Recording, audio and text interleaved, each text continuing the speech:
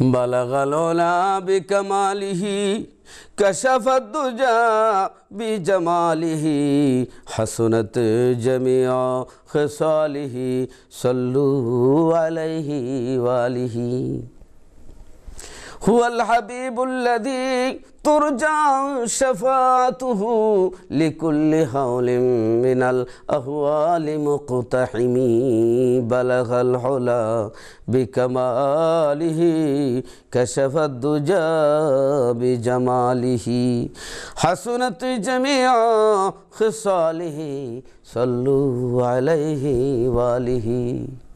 প্রিয় ভাই বোনেরা, বলছিলাম আশুরার দিন। আশুরা মানে 10, এই মহরমের 10 তারিখকে আশুরা বলা হয়। এই মহরমের 10 তারিখের কথা হাদিস শরীফের মধ্যে আছে।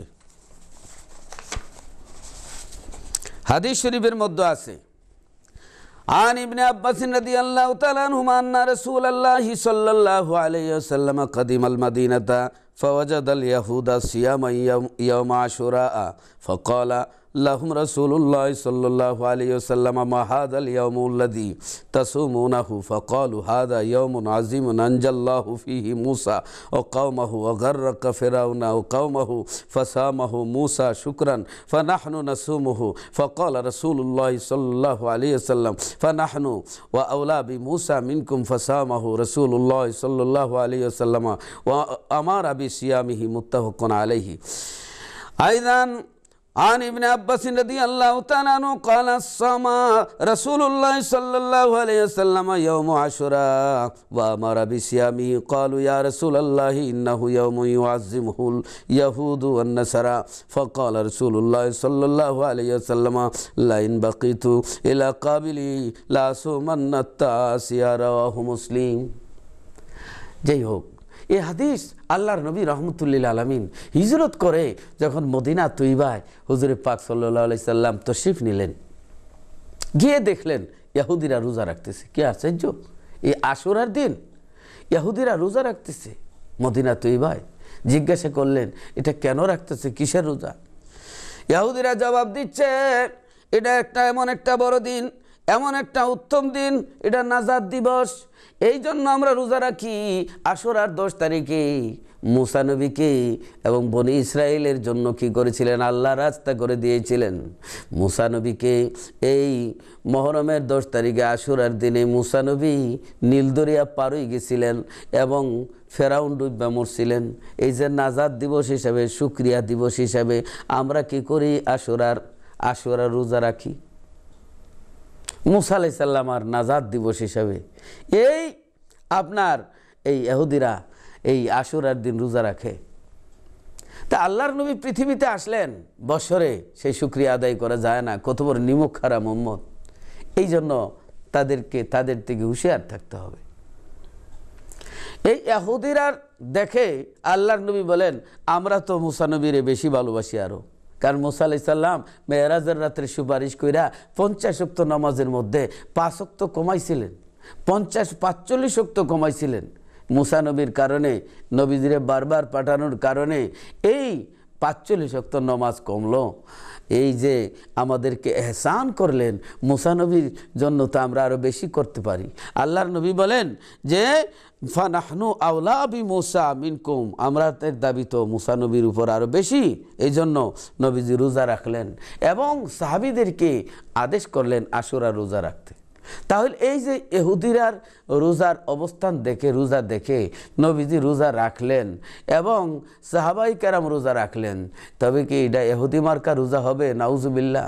কিছু লোক বলে যে আল্লাহর নবীর ঈদে মিলাদুন নবীর খুশিতে আবুল আহাব এই আঙ্গুল ইশারা দিয়া বুখারী শরীফের মধ্যে আছে বান্দি আজাদ করেছিলেন, যার কারণে প্রত্যেক সোমবার রাত্রে আবুল আহাবের 1-2 আঙ্গুল থেকে পানি বাইর হয়, চুষে চুষে পান করে প্রত্যেক সোমবার রাত্রে আবুল হাবের কবরে আযাব হয় না আর বাকি সপ্তাহে কিয়ামত শুরু হয়, তাহলে এই আবুল হাব যদি আমার নবীর মিলাদুন্নবীতে খুশি হইয়া বান্দি আজাদ করার কারণে প্রতি সোমবার রাত্রে কবরের আযাব হয় না, তাহলে এই জিনিসটা যদি ফলো করা হয়, ফলো করে যদি এই জিনিসটার ইয়া করে যে আবুল হাব কাফের হইয়া যদি এইতটুকু করার পরে তার সোমবারে তার কবর আযাব হয় না, তাহলে নবীর উম্মত হইয়া যদি ঈদে মিলাদুন্নবীর খুশি প্রত্যেক বছর ঈদে মিলাদুন্নবী পালন করে, তাহলে এটা আবুল হাবি অনুষ্ঠান হয় না। কারণ ইহুদিদের রোজা রাখা দেখিয়া নবীজি সাহাবীরা রাখলেন, এতে কোনো দোষ হয় না। ইহুদিরা ভালো কাজ করলে ইহুদি 10 টাকা যদি আল্লাহর রাস্তায় দেয়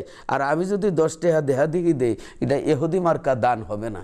ইহুদিদের ভালো জিনিস ফলো করা যাবে কিন্তু খারাপ জিনিস ফলো করা যায় না।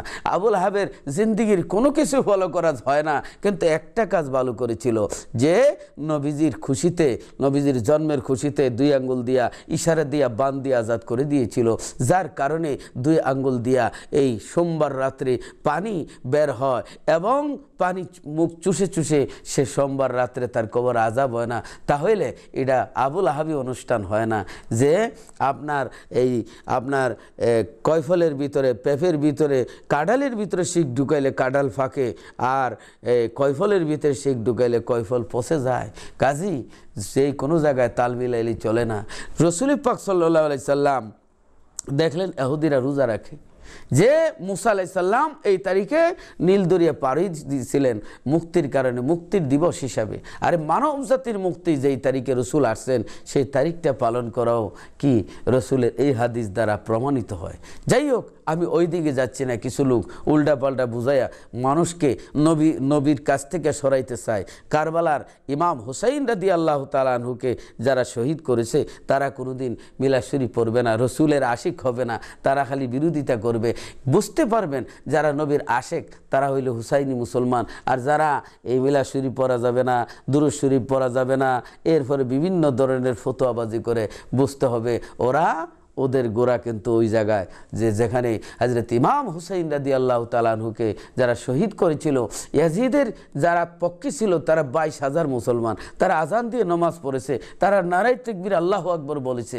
কিন্তু হযরত ইমাম হুসাইন রাদিয়াল্লাহু তাআলা আনহু কি বলেছেন? আল্লাহু আকবার বলেছেন, ইয়া রাসূলুল্লাহ বলেছেন। সেই বেদায়া ওয়ান নেহায়া কিতাবের মধ্যে বলেন ইয়া রাসূলুল্লাহ বলেছেন। যে মুসাইলামাতা কাযযাব নবুয়ত দাবি করছিল, সেই তার কাফেলা নারায়ে তাকবীর আল্লাহু আকবার বলেছিল। আর মুসলমান কাফেলারা কি বলেছিল? বিশিয়ারিল মুসলিমিনা ইয়াউমা ইজিন ইয়া মুহাম্মাদা ইয়া রাসূলুল্লাহ।